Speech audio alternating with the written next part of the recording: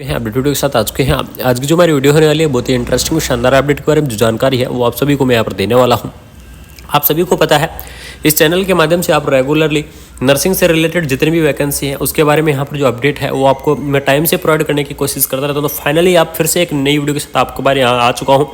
Centre की आपकी यहाँ पर जो वैकेंसी है वो होने वाली है, परमानेंट वैकेंसी रहेगी, सैलरी आपकी अच्छी खासी रहने वाली है, पोस्ट भी आपकी अच्छी रहने वाली है। तो सारी चीज़ों के बारे में यहाँ पर डिस्कस करूँगा, वैकेंसीज के बारे में कंप्लीटली जानकारी दूंगा, लास्ट डेट क्या रहने वाली है, ऑफिशियल वेबसाइट के बारे में हम यहाँ पर जरूर डिस्कस करेंगे। ठीक है, तो यहाँ पर देख लीजिए ऑल इंडिया की तरफ से आपको यहाँ पर ऑयल इंडिया की तरफ से आपको यहाँ पर जो वैकेंसी है वो देखने को मिल रही है। ठीक है, ऑयल इंडिया लिमिटेड कंपनी है उसकी तरफ से वैकेंसी आपको दी गई है। इसके अंदर देख लीजिए यहाँ पर ग्रेड पे आपको प्रोवाइड किया गया है 26,600 रुपये से लेकर 90,000 रुपये तक आपकी जो सैलरी है वो यहाँ पर रहने वाली है। कौन कौन सी वैकेंसी आपको यहाँ पर दी गई है, लास्ट में आपको नंबर ऑफ द पोस्ट आपको यहाँ पर प्रोवाइड की गई है। तो सारी चीज़ों के बारे में यहाँ पर मैं डिस्कस करने वाला हूँ, तो लास्ट तक आप जरूर देखते रहें।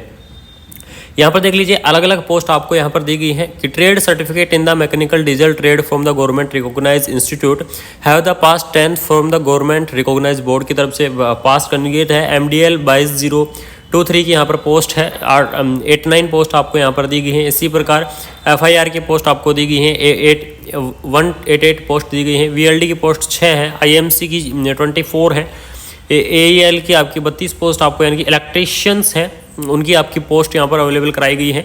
ठीक है, तो उसके बाद में इंस्टीट्यूट मैकेनिकल ट्रेड की आपको पोस्ट है वो अवेलेबल कराई गई है। उसके बाद AME की पोस्ट आपको यहाँ पर दी गई है। ठीक है, AME का मतलब होता है इलेक्ट्रॉनिक की जो मैकेनिकल जो ट्रेड्स होते हैं उनकी पोस्ट अवेलेबल कराई गई है। इसके साथ साथ आपको ATS की पोस्ट अवेलेबल कराई गई है, AIT PLU काफ़ी सारी जो पोस्ट है वो आपको दी गई हैं। लेकिन जो बात हम करने वाले हैं वो करेंगे हमारी जो नर्सिंग की वैकेंसी है उसी के बारे में हम यहाँ पर चर्चा करने वाले हैं, क्योंकि यहाँ पर 12th पास कैंडिडेटों की भी वैकेंसी दी गई है। देख लीजिए 12th pass science from the government recognized university से अगर पास है तो वो कैंडिडेट इस वैकेंसी को अप्लाई कर सकता है। कोर्स क्या होना चाहिए, OT टेक्नोलॉजी का आपके पास कोर्स होना चाहिए। अगर OT टेक्नोलॉजी का कोर्स है तो OT वालों के लिए यानी कि ये है OT वालों के लिए वैकेंसी है, ये 3 पोस्ट आपकी रहने वाली है। ठीक है, तो ये सबसे बड़ा इंपॉर्टेंट आपका यहाँ पर जो पॉइंट है। ICU की तरफ से भी आपको जो पोस्ट है वो अवेलेबल कराई गई है, जिसके अंदर डिप्लोमा डिग्री होनी चाहिए आपके पास। ICU की अगर डिप्लोमा डिग्री है तो वो कैंडिडेट क्या कर सकते हैं, इस वैकेंसी को अप्लाई कर सकते हैं। उसके बाद में नेक्स्ट चलते हैं और डायरेक्टली बात करते हैं जो नर्सिंग की वैकेंसी है उसके बारे में यहाँ पर मैं कंप्लीटली जानकारी देने वाला हूँ। देख लीजिएगा सीरियल नंबर 18 के ऊपर आपको जो वैकेंसी दी गई है नर्सिंग ऑफिसर की वैकेंसी है। 12th पास कैंडिडेट होना चाहिए रिकॉग्नाइज्ड यूनिवर्सिटी के साथ ही साथ आपके पास डिप्लोमा यानी कि GNM का डिप्लोमा है तो आप कैंडिडेट अप्लाई कर सकते हैं। लेकिन देख लीजिए GNM वालों के पास यहाँ पर 3 ईयर का एक्सपीरियंस मांग लिया गया है, यानी कि GNM वाले कैंडिडेटों को यहाँ पर एक्सपीरियंस आपको लगाना पड़ेगा।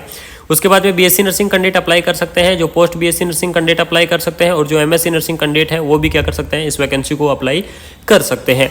ठीक है, तो जो भी इंटरेस्टिंग कैंडिडेट है इस वैकेंसी को जरूर अप्लाई करें। यहाँ पर देख लीजिए मस्ट बी रजिस्टर यानी कि स्टेट नर्सिंग काउंसिल से आप रजिस्टर होने चाहिए। ऑल ओवर इंडिया के कैंडिडेट इस वैकेंसी को अप्लाई कर सकते हैं। यहाँ पर कोई भी स्पेशल यहाँ पर नहीं दिया गया है कि इस स्टेट का कैंडिडेट ही इस वैकेंसी को अप्लाई कर पाएगा, यानी कि ऑल ओवर इंडिया के कहीं के भी जो कैंडिडेट है वो इस वैकेंसी को अप्लाई कर सकते हैं। उसके बाद में यहाँ पर देख लीजिए TCG की आपको पोस्ट अवेलेबल कराई गई है। ठीक है, यानी कि जियोलॉजी या फिर ग्रोनियोफॉर्मेटिक्स की पोस्ट आपको दी गई है। इसके अंदर कोई कैंडिडेट अगर डिग्री या डिप्लोमा कर रखा है तो वो कैंडिडेट इसके अंदर अप्लाई कर सकते हैं। साथ ही साथ PG की पोस्ट भी आपको अवेलेबल कराई गई है, जिसके अंदर BSc फिजिक्स, केमिस्ट्री, बायोलॉजी या जियोलॉजी जो जिन कैंडिडेटों ने ये कर रखा है वो कैंडिडेट इस वैकेंसी को अप्लाई कर सकते हैं। 3 ईयर का आपको यहाँ पर जो एक्सपीरियंस है वो अवेलेबल कराया गया है। ठीक है, इसके अंदर पोस्ट आपको क्या है 7 दी गई हैं। उसके बाद में नेक्स्ट बात करते हैं BGE के बारे में डिस्कस कर लेते हैं। तो यहाँ भी आपको पोस्ट दी गई है, जिसमें जियोलॉजी मेजर आपको यहाँ पर BSc पास कैंडिडेट अप्लाई करेंगे। पोस्ट आपकी यहाँ पर जो 7 है वो रहने वाली है। तो रिजर्वेशन के बारे में यहाँ पर थोड़ा सा डिस्कस कर लेते हैं कि यहाँ पर कितने रिजर्वेशन पोस्ट आपको दी गई हैं। यहाँ पर देख लीजिएगा जनरल कैटेगरी आपको SC कैटेगरी, ST, OBC और EWS कैटेगरी की पोस्ट आपको यहाँ पर जो अवेलेबल है वो कराई गई है। अलग अलग कैटेगरी के अंदर पोस्ट है वो आपको यहाँ पर दी गई है। ठीक है, उसके बाद हम नेक्स्ट यहाँ पर चलते हैं कि क्या चीज़ इसके अंदर दी गई है। एज लिमिट यहाँ पर देख लीजिए, एज लिमिट आपके लिए सबसे बड़ी और इंपॉर्टेंट एज लिमिट आपको यहाँ पर दी गई है कि अलग अलग कैटेगरी के अंदर आपको जो अलग अलग पोस्ट हैं ये देख लीजिएगा पोस्ट का कोड आपको यहाँ पर दिया गया है। ठीक है, इस पोस्ट के कोड के हिसाब से आपको सामने यहाँ पर जनरल की एज लिमिट है, SC, ST और OBC अलग अलग कैटेगरी की एज लिमिट आपको प्रोवाइड की गई है। डायरेक्टली चलते हैं और नर्सिंग की जो एज लिमिट है उसके बारे में आपको यहाँ पर बता देता हूँ। देख लीजिएगा नर्सिंग की एज लिमिट आपको यहाँ पर दी गई है कि जनरल कैटेगरी के 32 साल तक अप्लाई कर सकते हैं, SC के लिए 32 साल, ST के लिए 32 साल और OBC NCL के लिए 35 साल वाली जो कैंडिडेट है वो जो नर्सिंग की वैकेंसी है उसको आप अप्लाई कर सकते हैं। ठीक है, उसके बाद में यहाँ पर देख लीजिए रिलैक्सेशन आपका सेम मिलने वाला है। रिलैक्सेशन से आपका यहाँ पर सेम रहेगा, जैसे अलग अलग कैटेगरी के अनुसार रिलैक्सेशन रहेगा। जैसे ओबीसी का आपका 3 ईयर रहेगा, SC ST के लिए आपका 5 ईयर रहने वाला है। और ठीक है, इसी के साथ साथ PWD कैटेगरी के लिए आपको 10 साल का एज लिमिट आपको देखने को मिल जाएगा। सिलेक्शन मेथड के बारे में अगर मैं डिस्कस करूँ तो CBT एग्जाम आपको यहाँ पर देना पड़ेगा और CBT एग्जाम के बाद ही यहाँ पर आपका निर्णय लिया जाएगा कि आप कौन कैंडिडेट यहाँ पर शॉर्टलिस्ट के में आएंगे, कौन कैंडिडेट नहीं आएंगे। यानी कि CBT एग्जाम के बाद में आपका यहाँ पर डिसाइड होने वाला है। कुछ जनरल इंस्ट्रक्शंस आपको यहाँ पर अवेलेबल कराए गए हैं, वो चीज़ आपको यहाँ पर फॉलो करनी है। ठीक है, ये ऑफिशियल वेबसाइट मैं आपको यहाँ पर बता दूंगा। साथ ही साथ यहाँ पर देख लीजिए, इसकी जो ऑफिशियल वेबसाइट आपकी रहने वाली है www.oil.india.in क्या है, इसकी ऑफिशियल वेबसाइट है। और इसी ऑफिशियल वेबसाइट से जो एप्लीकेशन फॉर्म है वो आपकी अप्लाई होंगे। ठीक है, कमेंट बॉक्स के अंदर पिन कर दूंगा। अगर किसी कैंडिडेट को यहाँ पर अगर इसकी ऑफिशियल वेबसाइट चाहिए, अगर उसको नहीं मिल रही है तो उसको मैं पिन कर दूंगा, वहाँ से जाके आप देख लीजिएगा। इसकी जो लास्ट डेट आपकी रहने वाली है ये रहेगी 30 जनवरी, क्योंकि सबसे बड़ी इंपॉर्टेंट है किसी भी वैकेंसी की उसकी लास्ट डेट। तो लास्ट डेट आपकी रहेगी 30 जनवरी, यानी कि 30 जनवरी तक आप इस वैकेंसी को अप्लाई कर सकते हैं। ठीक है, और 30 जनवरी देख लीजिए, 30 दिसंबर से एप्लीकेशन फॉर्म की स्टार्टिंग हुई थी और लास्ट डेट इसकी 30 जनवरी। पूरे 1 मंथ आपके जो एप्लीकेशन फॉर्म है वो आपके चलने वाले हैं। और 1 मंथ के अंदर जो कैंडिडेट इसको अप्लाई करना चाहता है, इंटरेस्टिंग है तो इस वैकेंसीज को जरूर अप्लाई करें। यहाँ पर देख लीजिए ऑफिशियल वेबसाइट आपको कहाँ से अप्लाई करना है, www.oil.india.com क्या है, इसकी ऑफिशियल वेबसाइट है। और इसी ऑफिशियल वेबसाइट से जो एप्लीकेशन फॉर्म है वो आपके अप्लाई होंगे। किसी अदर ऑफिशियल वेबसाइट से जो एप्लीकेशन फॉर्म आप अप्लाई ना करें।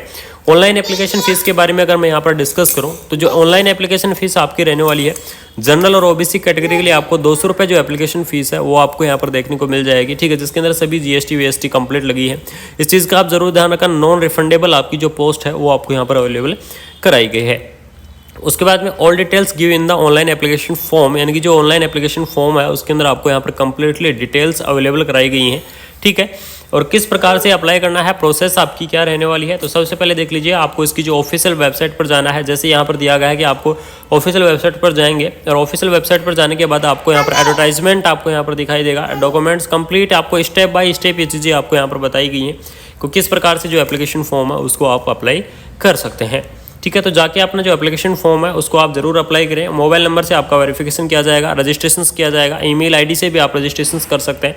सारी चीज़ों से रजिस्ट्रेशन करके कंप्लीटली आपको बताया गया है कि कैसे कैसे आपको यहाँ पर एप्लीकेशन फॉर्म को अप्लाई करना है। ठीक है, अगर किसी कैंडिडेट को ये ऐप चाहिए तो मैं अलग से आपको वीडियो बना के डाल दूंगा कि किस प्रकार से कौन सी स्टेप आपकी रहने वाली है। तो यही अपडेट आपको देनी थी, इन्फॉर्मेशन आपको देनी थी। अगर वीडियो अच्छी लगी तो चैनल को सब्सक्राइब और बेल आइकन को कर दीजिएगा, जिससे ऐसे अपडेट हम आपके पास टाइम से लाते रहेंगे। इन्फॉर्मेशन आपको देनी थी, अगर वीडियो अच्छी लगी तो चैनल को सब्सक्राइब और बेल आइकन को कर दीजिएगा, जिससे ऐसे अपडेट इन्फॉर्मेशन आपको देनी थी। अगर वीडियो अच्छी लगी तो चैनल को सब्सक्राइब